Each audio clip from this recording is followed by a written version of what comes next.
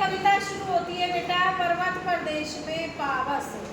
पावस ऋतु थी पर्वत प्रदेश। पर्वत का प्रदेश था, पर्वतों का प्रदेश था।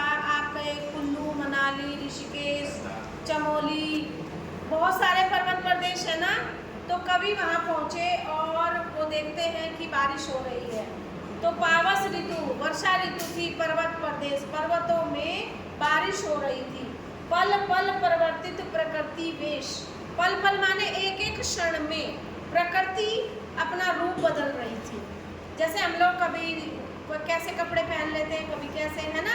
तो कवि कहते हैं कि ऐसे ही प्रकृति वहाँ पर अपना रूप बदल रही थी। हर क्षण प्रकृति का रूप बदल रहा था। मेखलाकार पर्वत अपार। मेखला होती है गोल, जिसका कोई और छोर ना हो, गोल गोल सर्कल। और वो होती है इस तरह से, ओखली होती है ना जिसमें धान कूटे जाते हैं, गोल होती है। एक करधनी होती है, स्त्री अपने कमर पे बांधती है उसको, तो पूरे कमर पे यहाँ से यहाँ तक लेके यहाँ पिन लगा लेती है, तो वो गोल हो जाती है। तो कहते हैं सुमित्रा नंदन पंत जी कि पर्वत जो हैं वो पहाड़ी प्रदेश में गोल गोल फैले हुए थे।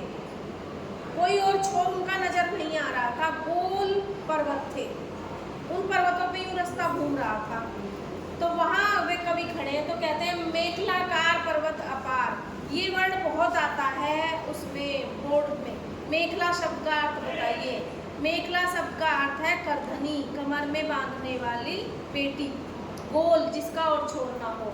इस तरह से पर्वत फैले हुए थे। अपने सहर्ष द्रग सुमन फाड़।